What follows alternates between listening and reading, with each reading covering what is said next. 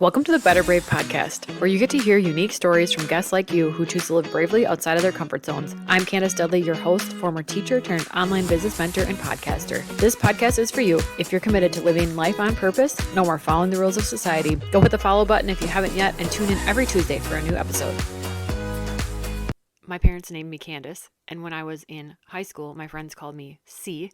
When I was in college, my basketball teammates and friends called me Candy. When I became a teacher, my students called me Miss Olstead and then Mrs. Dudley after I got married. There are so many identities that we take on throughout our life, like when I had my first baby, and now someone started to call me Mom. But the identity that you take on after a career change, especially after leaving a traditional 9-to-5 and jumping into entrepreneurship, can be one of the biggest shifts and pivots that you make in your life. This change in identity, for me, has been one of the biggest and even, I'll say, most challenging lessons to learn and to overcome. I wanted to touch on it because I think so many of us go through this, especially when we are shifting from something that we can say really quick and easily, like I'm a teacher, and shifting into something that's a little bit longer to say, like I'm a podcast host and producer and an online business manager who also owns a business in wholesaling.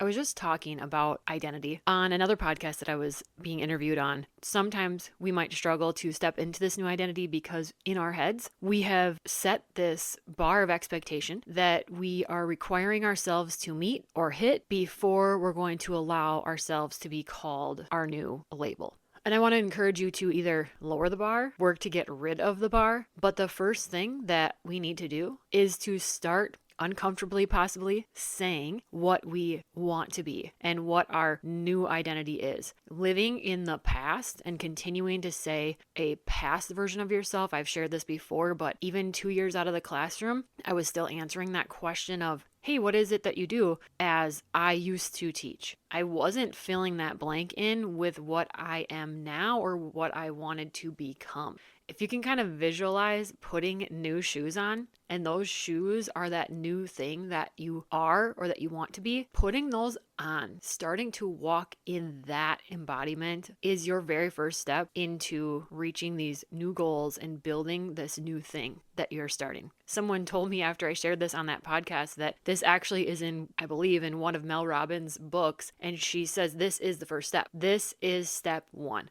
We have to embrace this new identity. We have to also allow the old one to fall away. And when I think back to the identities that were given to me when I was younger, those nicknames, even the title of Mom or Miss Olstead, Mrs. Dudley as a teacher, those seemed easier. I wasn't in my head so much thinking, oh, I have to hit this mark or earn this title. I just got to be those things. I didn't need to teach for 5 years before I got to be called Miss Olstead. I just was the first day I walked into the classroom, right? It took me over 100 podcast episodes that I produced and edited and wrote show notes for and published.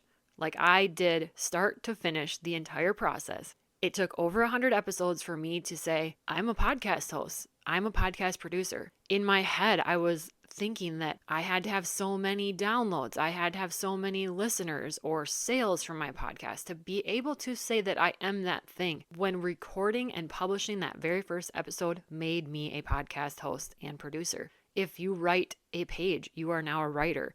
If you jog down the block, you're now a runner. You're a jogger. There is a lot of other things that deserve our attention in life. Trying to nitpick the titles that we're giving ourselves or not allowing ourselves to have is not one of them. So be nicer to yourself. Get rid of that false expectation that you need to hit a certain rank or sell a certain amount of things to be an entrepreneur. All of these different pieces. Let yourself be that new thing. Let yourself call yourself that and start saying that when people ask you what it is that you do.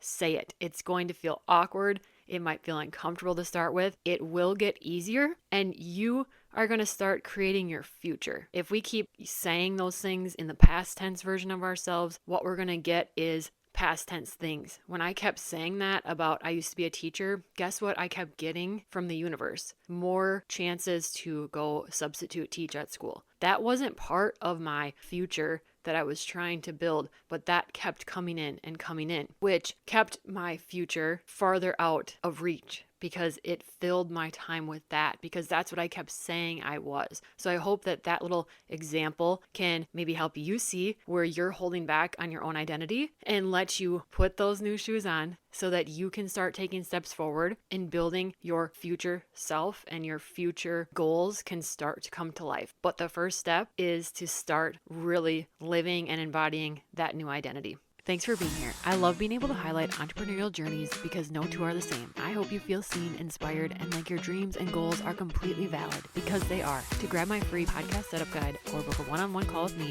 head to the show notes. Finally, please leave a quick review so I can continue this work. See you next week.